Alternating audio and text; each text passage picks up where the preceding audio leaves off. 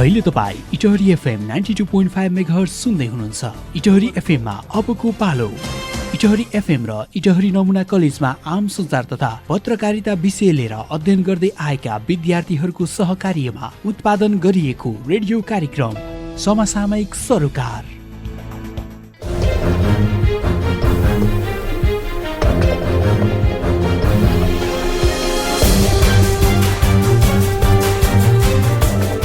नमस्कार, कार्यक्रम समसामयिक सरोकारमा स्वागत छ। म ममिता भण्डारी। कार्यक्रम समसामयिक सरोकार इटहरी एफएम र इटहरी नमुना कलेज आम सञ्चार तथा पत्रकारिता तेस्रो वर्षमा अध्ययनरत विद्यार्थीहरूको संयुक्त उत्पादन हो। यो कार्यक्रम तपाईले इटहरी एफएम 92.5 मेगाहर्जमा प्रदेश 1मा र itahryfm.com.np लगइन गरेर विश्वभर सुन्न सक्नुहुनेछ। कार्यक्रम समसामयिक सरोकारमा हामी युवा सम्बन्धी विभिन्न जानकारीहरू, युवा सम्बन्धी गरिएका कार्यक्रमहरूको विवरण, युवा सम्बन्धी समाचार साथै फिचर र रिपोर्ट प्रस्तुत गर्दैछौँ। कार्यक्रमको सुरुमा सुनौ साथी अनिसा वाग्लेले तयार पार्नु भएको युवा सम्बन्धी यो रिपोर्ट। युवा नीति 2072ले 16 वर्षदेखि 40 वर्षसम्मलाई युवा भनेर उल्लेख गरेको छ। यो समूह कुल जनसङ्ख्याको 40 देखि 35% हो। नेपाल सरकारको युवा नीतिले युवालाई राष्ट्रको शक्ति, अमूल्य सम्पत्ति, अग्रगामी परिवर्तनका वाहकहरू भनेर उल्लेख गरेको छ। र आज हामी अहिलेको चर्चामा रहेको विषय युवाहरूले देशको सामाजिक आर्थिक विकासमा कसरी सहभागी जनाउन सक्छन् र त्यसका मुख्य चुनौतीहरू के हुन सक्छन् भनेर चर्चा गर्दैछौँ। नेपालमा युवाहरूले समुदाय स्तरको सानातिना विकास निर्माणका कामदेखि पालिका तहसम्मका कार्यक्रम, नीति निर्माण र त्यसका अनुगमनको लागि स्थानीय सरकारलाई दबाब दिने रचनात्मक भूमिका खेल्न जरुरी छ। त्यस्तै स्थानीय सरकारमा विद्यमान कुरीतिहरू जस्तै जातीय भेदभाव, लैङ्गिक भेदभाव, घरेलु हिंसा र जस्ता अवस्थाका विरुद्ध युवाहरूलाई आवाज उठाउन जरुरी छ। नेपालमा राजनीतिक परिवर्तन भए तापनि त्यसर्थ सीमित नेता, निर्माण व्यवसायी र सीमित व्यापारी बाहेक अनि आम नागरिकका जीवनस्तरमा ठोस परिवर्तन आएको छैन। देशमा बेरोजगारको समस्याले गर्दा लाखौं युवाहरू अवसरको खोजीमा विदेश पलायन हुन बाध्य छन्। आफ्नो परिवार र आफूलाई जीवन निर्वाह गर्ने युवाहरूलाई कसरी भूमिका खेल्न सक्छन् भन्ने विषय नै आजको चुनौती हो। नेपालमा विद्यमान भ्रष्टाचार, अपराधिक क्रियाकलापका मुख्य कारण अपराधको राजनीतिकीकरण र राजनीतिका अपराधीकरण हो, जसका परिमाण स्वरूप युवाहरू आफ्नो ऊर्जा र समय युरोप, कतार र मलेसियाका आर्थिक विकासमा खर्च गरिरहेका छन्। यस विषयमा युवाहरूले उचित भूमिका निर्वाह गर्नु नै आजको आवश्यकता हो भनेर महसुस गर्न जरुरी छ। समुदाय र राष्ट्रिय स्तरमा विधिको शासन, सामाजिक सुरक्षा, शिक्षा, स्वास्थ्य र रोजगारी जस्ता आधारभूत आवश्यकताहरू पूरा गर्न युवाहरूले राज्यलाई दबाब दिन जरुरी छ। त्यसका लागि युवाहरूले नीति निर्माण र नेतृत्व तहमा हस्ताक्षर नगरेसम्म समाजमा विद्यमान कुरीति, कुसंस्कार, गलत सामाजिक व्यवस्थाको जालो तोड्न सकिँदैन। समुदाय र राष्ट्रिय स्तरमा विधिको शासन, सामाजिक सुरक्षा, शिक्षा, स्वास्थ्य र रोजगारी जस्ता आधारभूत आवश्यकताहरू पूरा गर्न युवाहरूले राज्यलाई दबाब दिन जरुरी छ। त्यसका लागि युवाहरूले नीति निर्माण र नेतृत्व तहमा हस्तक्षेप नगरेसम्म समाजमा विद्यमान कुरीति, कुसंस्कार, गलत सामाजिक व्यवस्थाको जालो तोड्न सकिँदैन। अहिलेको वर्तमान परिप्रेक्ष्यमा कोरोना जस्तो प्राणघातक रोगले युवाहरूमा ठूलो असर पारिरहेको छ। कयौं युवाहरू बेरोजगार भई बस्नु परेको छ। कहीँ कति केही गर्न सक्ने अवस्था नै छैन। नेपालमा सक्षम युवाहरूको कमी भएको होइन, तिनीहरूलाई उचित रोजगारमा लगाउने स्रोतको कमी भएको। नेपालका दक्ष जनशक्ति विदेशमा गएर पढ्ने र उतै काम गर्न बाध्य छन्। हाम्रो दक्ष जनशक्तिबाट विदेशीहरूले काम लिइरहेको अवस्था छ। भर्खरै सुन्नुभयो सहकर्मी साथी अनिसाले तयार पार्नुभएको युवा सम्बन्धी रिपोर्ट। श्रोता, कार्यक्रममा अब जनमतको पालो। सहकर्मी साथी रोशन न्यौपानेले युवालाई वैदेशिक रोजगारबाट रोक्न र देशमै रोजगारी सृजना गर्न के गर्नुपर्छ भनेर छापामा रहेका सर्वसाधारणलाई सोध्नु भएको छ। सुनौ उहाँहरूको आवाज जस्ताको तस्तै। बक्स पप जनआवाज। नमस्कार, मेरो नाम एल्सा तिमसिना। मेरो विचारमा सबसे पहिला त स्टेट गभर्मेन्टले धेरैभन्दा धेरै इम्प्लोइमेन्ट अपर्च्युनिटी नेपालमा नै सिर्जना गरिदिनुपर्छ। तब हामीले युथहरूलाई बाहिर जानबाट रोक्न सक्छौँ। म गोविन्द केसी। मेरो विचारमा युवा आफै अघि बढेर कृषिमा जागरुक भयो भने वैदेशिक पलायन रोकिन्छ। लीला ओझा। मेरो विचारमा युवालाई कृषि तथा सिपमूलक तालिममा सम्बन्धित निकाय र स्थानीय सरकारले आकर्षित गर्नुपर्छ जस्तो लाग्छ मलाई। रामविलास चौधरी इटरी 5 बाट सम्बन्धित निकाय र स्थानीय सरकारले युवालाई रोजगारीको आवश्यकता दिनुपर्छ र स्थानीय सरकारको मेन उयो चाहिँ दृष्टिकोण चाहिँ युवालाई सहयोग गर्नुपर्ने हुन्छ। मेरो नाम सृजना। मेरो विचारमा विभिन्न किसिमका सिपमूलक तालिम र उद्योग कल कारखाना खोल्दा युवालाई रोजगारको अवसर सिर्जना हुन्छ। जनमतपछि कार्यक्रममा अब साथी बिमु लिम्बुले युवा विकासका लागि आवश्यक कुराहरू र सरकारले के गर्न आवश्यक छ भनेर तयार पारेको यो फिचर न्युज अबको पालोमा। युवा अवस्था सम्पूर्ण जीवनको सबैभन्दा ऊर्जाशील समय हो। युवक हुनका लागि शारीरिक, मानसिक एवं संवेगात्मक विकास उत्कर्षणको चरणमा पुगेको हुनुपर्दछ। युवा भन्नाले शरीरमा बल, मानसिकतामा सोच, मनमा सपना र सपना साकार गर्न सक्ने क्षमताका साथै जोश र जाँगर भएको उमेर हो। नेपालका सन्दर्भमा 16 वर्षदेखि 40 वर्ष उमेर समूहलाई युवा भनिन्छ। 2068 को जनगणनामा युवाको संख्या 40.35% छ। युवा वर्ग घर, परिवार, समाज, राष्ट्र र वृक्षका मेरुदण्ड भएकाले देशको कुल गृहस्थ उत्पादन, आर्थिक वृद्धि तथा विकास, सामाजिक तथा सांस्कृतिक विकास र पर्यटन प्रबन्धमा युवाहरूको महत्त्वपूर्ण भूमिका हुन्छ। करिब 40% युवा शक्ति रहेको नेपालबाट वर्षौनी लाखौं युवा रोजगार, शिक्षा लगायत भविष्यका सुनौलो सपनाको खोजीमा विदेश गइरहेका छन् भने कतिपय युवाहरू विदेशमा नै पलायन भइरहेको यथार्थता हामी माझ छ। नेपालमा नै रहेका युवाहरू पनि रोजगारी तथा जीवनयापनका लागि आर्य आर्जन गर्न सहरका गली गलीमा भौतारिँदै हिँड्नु परिरहेको छ। केही गरौँ हाम्रो देशमा भन्ने युवाले सोचे जस्तो शिक्षा, रोजगार र अवसर पाएका छैनन्। राजनीतिक परिवर्तन सँगसँगै युवाहरूको सहभागिता, क्रियाशीलता बढ्दै जानुपर्नेमा झन्झन कमजोर भइरहेको छ। राजनीतिक पार्टीहरूमा विचार, क्षमता र सक्रियतालाई भन्दा पनि पालो पर्खिने संस्कारको विकास भइरहेको छ। निजी क्षेत्रका रोजगारीमा स्थायित्व प्रदान गर्नका लागि न्यूनतम ज्याला सम्बन्धी कार्यनीतिलाई कार्यान्वयन गर्न आवश्यक छ। राज्यले कृषि, व्यवसाय तथा स्वरोजगार उन्मुख उद्यमशीलतामा बढी जोड दिनका साथै अर्थव्यवस्थामा सरकारको नियमनकारी भूमिका खेल्नु जरुरी छ। सार्वजनिक निजी साझेदारी युवाहरूको सहभागितामा जोड दिनु पर्दछ। राज्यबाट स्वरोजगारका लागि प्रदान गरिने अनुदान, प्रशिक्षण, तालिम लगायत सिप विकासका कार्यक्रममा एकरूपता ल्याई एकीकृत ढङ्गले कुनै एक निकाय मार्फत मात्र प्रदान गर्ने व्यवस्था गर्नुपर्दछ। स्थानीय स्तरमा युवाहरूलाई सामूहिकरण गरी साझा रूपमा कृषि, पर्यटन, व्यापार, व्यवसाय लगायत सामाजिक कार्यमा सहभागिता बढाउनु पर्छ। युवाहरूको सबै क्षेत्रमा सम्मानजनक सहभागिता, राज्यद्वारा रोजगार सृजना, स्वरोजगारका लागि आवश्यक सहयोग, सांस्कृतिक र पर्यटनमा जोड दिनुपर्छ। राजनीतिक क्षेत्रमा युवा विचारहरूलाई प्राथमिकता दिई नीति निर्माण प्रक्रियामा समेत समावेश गरिएमा साँच्चीकै युवाहरूलाई न्याय हुने देखिन्छ। श्रोता, कार्यक्रममा अबको पालो साताभरिको गतिविधि साथी विपिन पराजुली र प्रभात पौडेलको आवाजमा।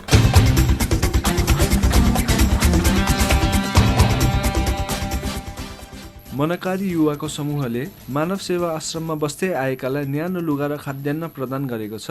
विराटनगर 10 स्थित मानव सेवा आश्रममा बसोबास गर्दै आएका 78 जनालाई न्यानो लुगा र खाद्यान्न प्रदान गरिएको छ। कोरोना संक्रमणको बेला काम नपाएर भोकै बस्ने मजदुरलाई निरन्तर 2 छाक खाना खुवाउने अभियान सञ्चालन गर्दै आएका वसिन आलमको नेतृत्वमा रहेको मनकारी युवाहरूले चिसोको बेला न्यानो लुगा वितरण गर्ने अभियान सञ्चालन गरेका हुन्। दशैं अघि मनकारी युवा विराटनगरले 100 जनालाई न्यानो लुगा वितरण गरेको थियो। चैत्र 11 गते भएको पहिलो लकडाउन नखुल्दासम्म निरन्तर मजदुरलाई खाना खुवाएका उनीहरूले दोस्रो पटक 120 दिन खाना खुवाएका थिए र अहिले पनि समस्यामा परेका विपन्नलाई खाना खुवाउने व्यवस्था गर्दै आएका छन्। दाताबाट लिएर जम्मा गरी प्रयोग गर्न सकिने बनाएर विपन्न, बाल आश्रम, वृद्धाश्रममा वितरण गर्ने योजना बनाएको मनकारी युवा समूहका संयोजक वसिम आलमले जानकारी दिनुभयो। असार 1 गते शुक्रबार राष्ट्रपति विद्यादेवी भण्डारीले संघीय संसदको संयुक्त बैठकमा आगामी आर्थिक वर्ष 2077-78 को नीति तथा कार्यक्रम प्रस्तुत गर्दै वैदेशिक रोजगारीबाट फर्केका युवाहरूलाई सरकारले सुरुवाती पुँजी उपलब्ध गराउने बताउनु भएको छ। यस नीतिको मुख्य उद्देश्य युवाहरूलाई स्वदेशमै उद्यमी बनाउने हो। विदेशबाट सिकेको सिपलाई नेपालमै लागू गरी केही गर्न चाहने युवाहरूका लागि सरकारले यस्तो नीति ल्याएको कार्यक्रममा बताइएको छ। बेरोजगारीको संख्या बढ्ने सम्भावना देखिएकाले युवाहरूलाई कृषि क्षेत्रमा अघि बढाउने सरकारको निर्णय भएको राष्ट्रपति विद्यादेवी भण्डारीले बताउनुभयो। बराहा क्षेत्रको पुलाहा युथ क्लबले सुनसरी बराहा क्षेत्र नगरपालिका 4 र 5 दुवै वडालाई एकीकृत गरी त्यहाँको गाउँघरमा आइपर्ने विभिन्न समस्याहरू समाधान गर्ने गरिएको पाइएको छ। झगडा कलह मेलमिलाप गर्ने, युवा नेतृत्व र व्यक्तित्व विकासमा सहभागी गराई विभिन्न कार्यक्रमहरू सञ्चालन गर्ने गरेको छ। क्लबले वार्षिक रूपमा सांस्कृतिक मनोरञ्जनात्मक सोच र खोजमा रहेको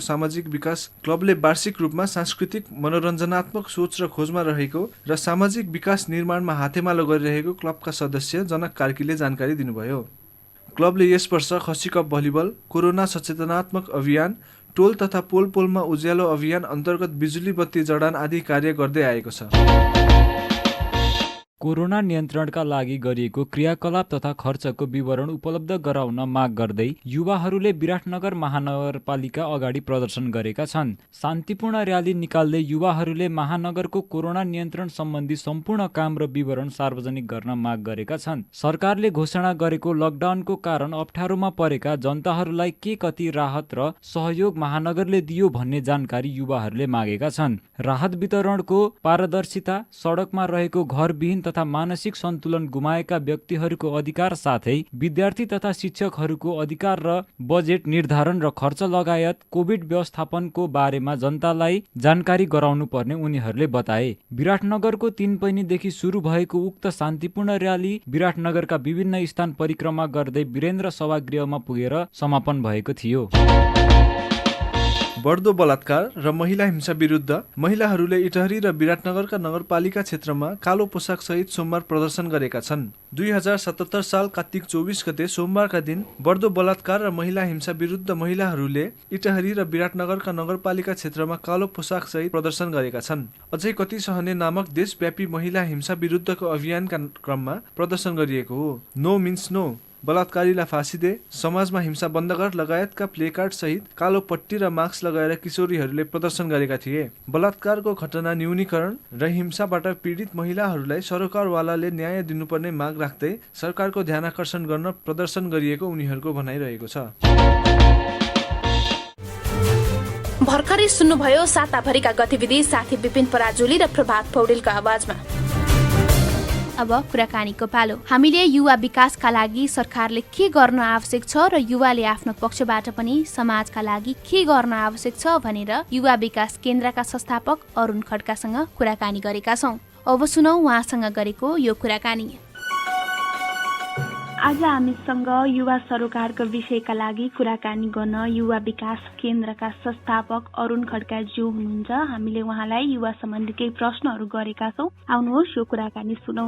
अरुण सर, तपाईँलाई कार्यक्रममा स्वागत छ। थ्याङ्क यू, धन्यवाद।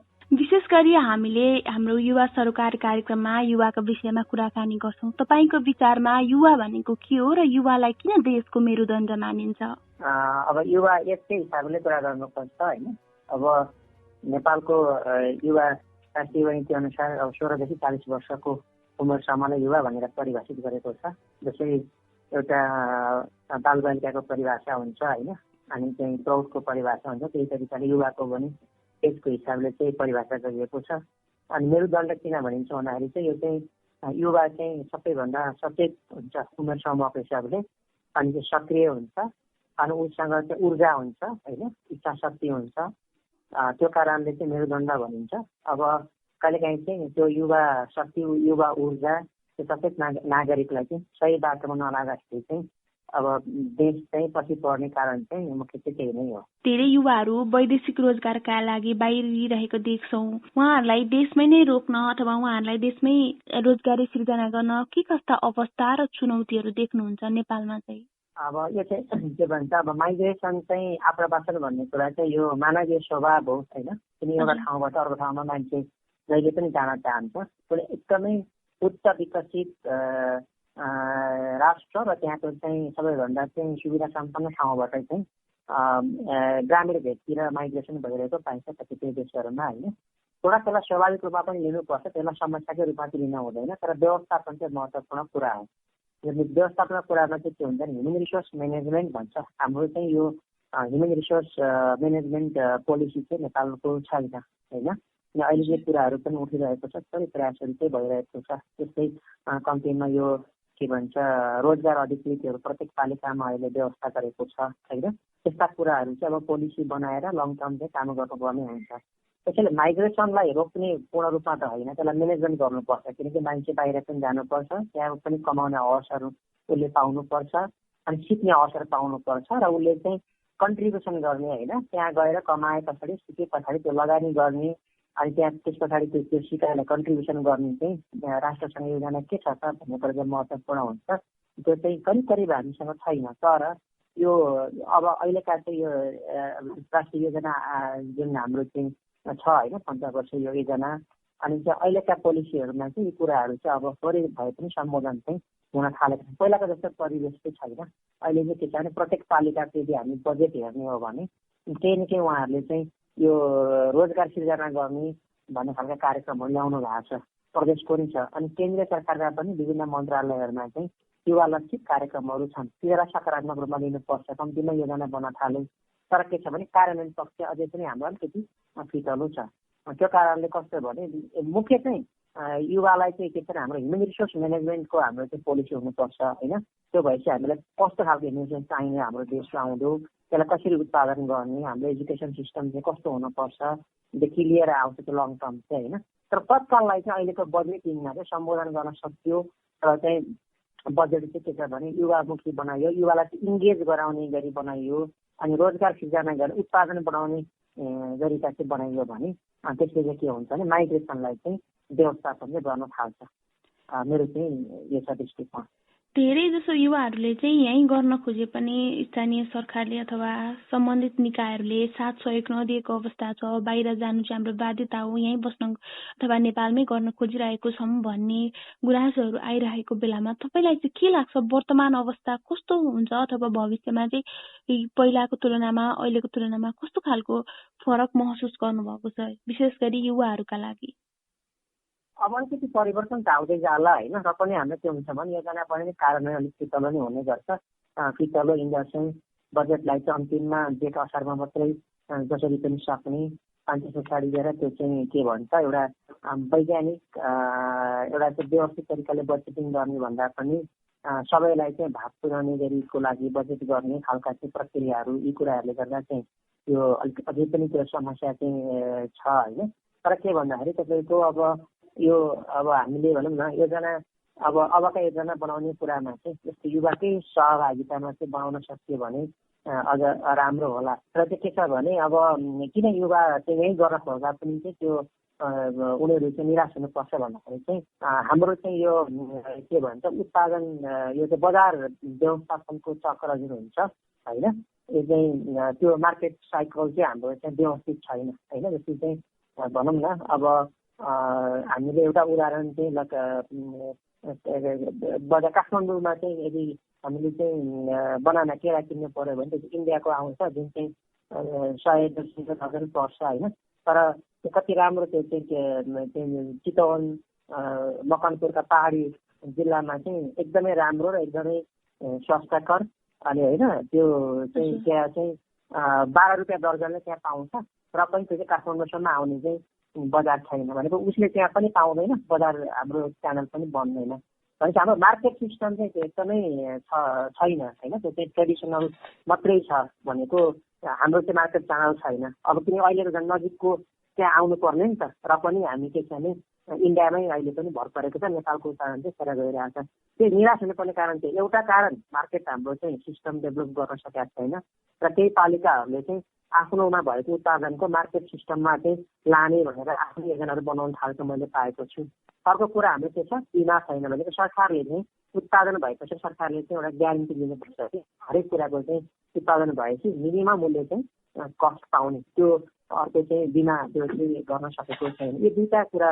अर्को चाहिँ लगानी होइन, लगानीमा चाहिँ के छ भने अझै पनि हाम्रो महँगो छ र चाहिँ तपाईँको अनुत्पादन क्षेत्रमा चाहिँ लगानी गर्न चाहिँ ब्याङ्क एकदमै सजिलो तरिकाले गरिरहेको हुन्छ भने उत्पादन क्षेत्रमा चाहिँ त्यसले लगानी गर्न आनाकानी गरेको चाहिँ उत्पादनमा जोखिम छ होइन।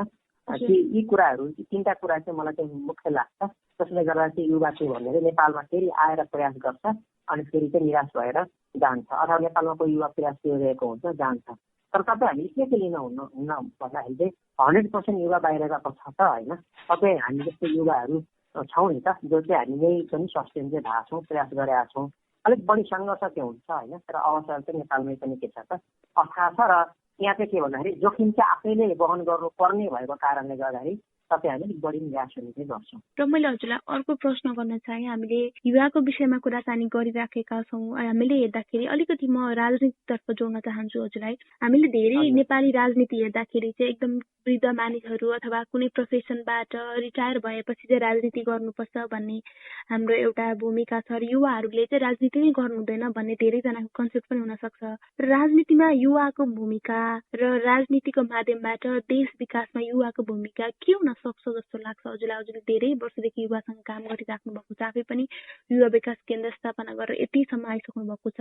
राजनीतिमा त युवा नै सक्रिय हुनुपर्ने हो, हुनु पनि पर्छ होइन। अनि अहिले छन् पनि, तर विडम्बना के छ भने हिजो जो अहिलेको प्रौढ राजनीतिज्ञहरू हुनुहुन्छ उहाँहरूलाई पनि हामीले दोष दिन हुन्न, किनकि उहाँहरू युवा अवस्थामा एउटा चाहिँ परिवर्तन गर्नको लागि अत्यन्तै काम गरेको लागेकोहरू अहिले प्रौढ हुनु भएको छ होइन। उहाँहरूले बिस्तारै उहाँहरूले छोडेर युवालाई अवसर अवश्य दिनुपर्छ, किन उहाँहरूलाई हामीले सम्मान गर्नुपर्छ। तर के छ भने युवाको लगाइ पनि फरक छ। अहिले के छ भने पहिलाको युवा जो अहिले प्रौढ हुनुहुन्छ उहाँहरू राजनीतिमा लाग्दाखेरि चाहिँ साँच्चै परिवर्तनको लागि लाग्नु भएको थियो अनि योगदान गर्नुपर्छ भनेर लाग्नु भएको थियो भने अहिले चाहिँ समग्रमा युवाको चाहिँ राजनीतिमा संलग्नता चाहिँ कस्तो हुन्छ भन्दाखेरि चाहिँ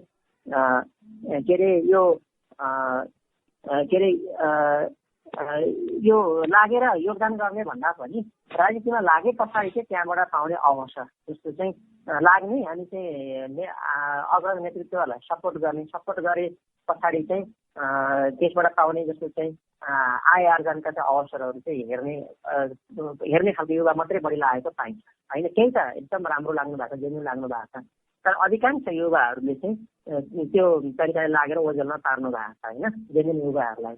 तर हो त्यो कारणले गर्दा नै पनि के भन्दाखेरि चाहिँ यो राजनीतिमा लाग्न हुँदैन, राजनीति भनेको चाहिँ फोहोरी सेलो भन्ने खालको चाहिँ विश्वास छ। त्यसमा चाहिँ दुइटै पक्ष छ, एउटा लाग्ने युवा पनि चाहिँ त्यो चाहिँ सही इन्टेन्सनका साथ धेरै लाग्दैन, अर्को चाहिँ प्रौढ राजनीतिज्ञहरूले पनि चाहिँ यो के भन्छ योगदानमुखी युवाहरू तयार गर्ने होइन, नीतिमा आधारित चाहिँ युवा आफ्नो राजनीतिक पार्टीको नीतिमा चाहिँ आधारित युवा तयार गर्ने चाहिँ गरेको पाइँदैन। त्यो कारणले चाहिँ राजनीतिप्रति विश्वास हो, तर त्यो सुध्रिनुपर्छ। र अब चाहिँ त्यो पनि मैले आश देखेको छु। जस्तो अब बिस्तारै के छ भने हाम्रो स्थानीय तहहरूको चाहिँ अब अलिकति सक्रियता हेर्दा स्थानीय तहमा पनि केही समस्या त छ होइन, करप्सन स्थिति त्यहाँ पनि छ होइन।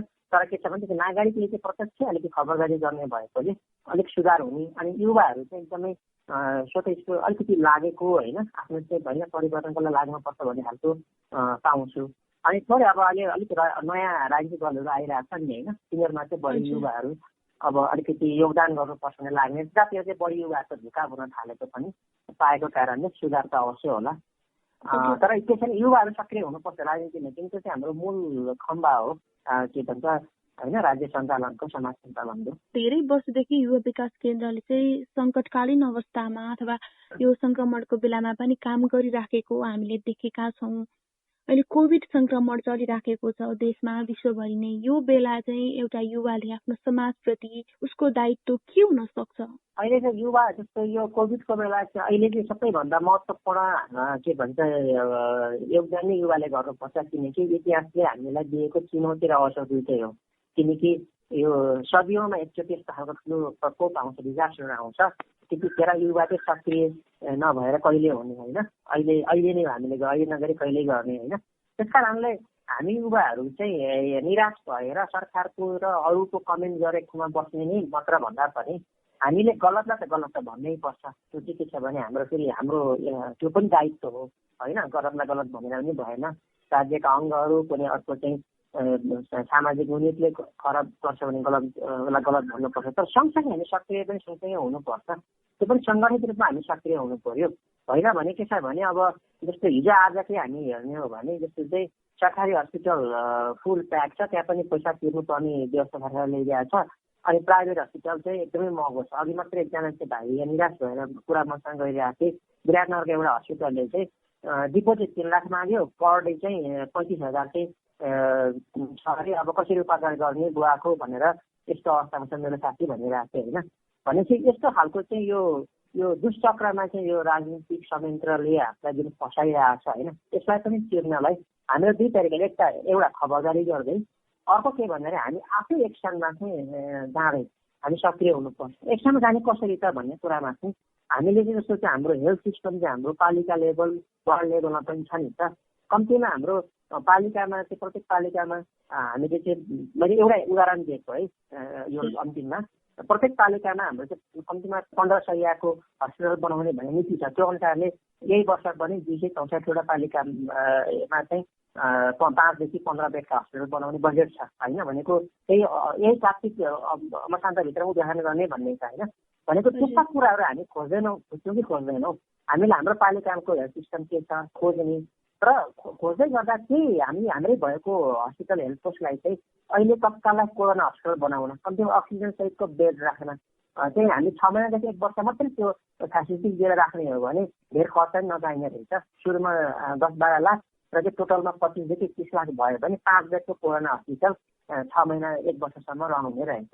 भनेको त्यतिको लागि हामीले ल राज्यसँग कति तिमी पालिका कति गर्न सक्छौ र हामी नागरिकले कति गरौँ भनेर हामी सहकारीमा जाने हो कि होइन। किनकि हामी राज्यलाई अहिले चाहिँ औँला आएर बस्ने मात्र बेला भएको छैन, अब गएर हामी आफै एक्सनमा जाने बेला भएको छ।